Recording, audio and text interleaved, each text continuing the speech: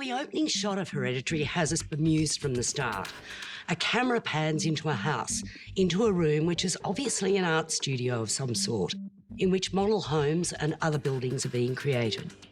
The camera creeps into the bedroom of one of the structures, and then into this model room comes Stephen, Gabriel Byrne, to wake his sleeping son, Peter, Alex Wolff. They're due to attend the funeral of Ellen, mother to Stephen's wife, Anne, Toni Collette, along with 13-year-old daughter, Charlie, Millie Shapiro, a decidedly odd bod of a child. Anne's obituary to a congregation of strange faces, as she describes them, leaves no one in any doubt about her ambivalent relationship with her mother. Then there's the news that Ellen's grave has been desecrated. The house creaks. Charlie seems to be in some other sphere. And then an accident happens. Anne spins out of control and visits a medium, played by Anne Dowd. And from there, it's pretty much downhill all the way. It's Grandma. You know you were her favorite, right?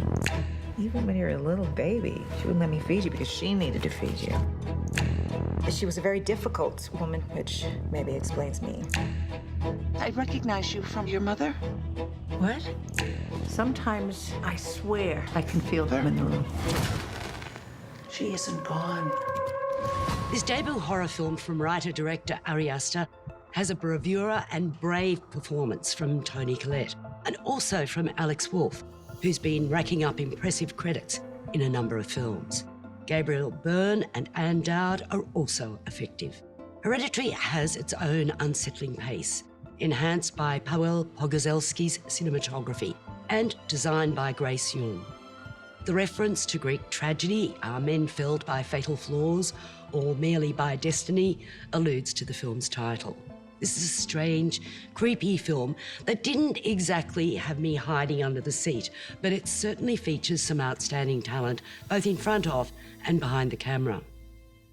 Graham. I thought this was pretty clever to start with. I like the idea of the characters, these model characters, sort of seeping into reality, as if the director's going to play games with the people in this real house, which in fact, of course, he does play extraordinary number of games. But I found it in the end pretty disappointing. From about the point in your commentary where you said it went downhill from there, I thought it certainly went downhill from there and became increasingly preposterous. And any semblance of disbelief just evaporated almost instantly as soon as the medium came into it, in my feeling. And towards the end, it just becomes quite absurd. And the ending itself is just absolutely ridiculous. It's rather like a school play all of a sudden after this rather sophisticated filmmaking's gone on to that point.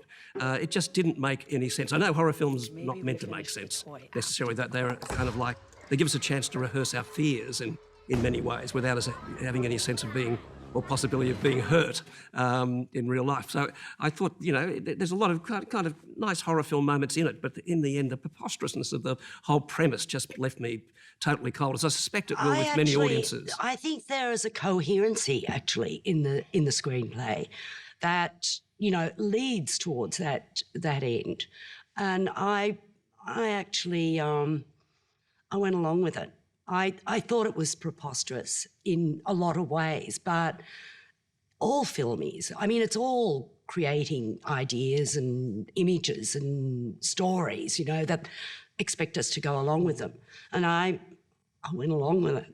Sucker me. Sucker you, because I certainly didn't go along with it. I was one of those looking at the watch, how long we go, how much longer has this got to go? I just couldn't bear it at a certain point. I thought the performance of the young woman, the young girl, was absolutely remarkably quite brilliant. And the boy, also terrific. The performances are good, and Toni Collette now is really, you know, is very, very good at these kind of over-the-top hysterical performances. She's prepared to look so ugly on screen. Well, that's true. Really. It's very convincing, But, you know, Gabriel Byrne has always been a little bit of a heartthrob of mine, so, you know... Not so much in this, though. He's a bit of a drab character. Well, he didn't have enough to do, Didn't really. Why not? I don't Clever know. actor, sophisticated actor. Yeah. Though he's given a credit as a associate producer, so maybe he had a hand in not doing very much. I mean, all actors know the best thing you can do is sit down a lot. And, well, I think, you know, for this first-time director to get that talent, you know, in his film, pretty impressive. I'm giving it 4 stars. I'm giving it 2.5. I didn't like it at all. Charlie? Are you okay? Charlie? Please stop. Charlie! Charlie! Please stop. Charlie! What's happening?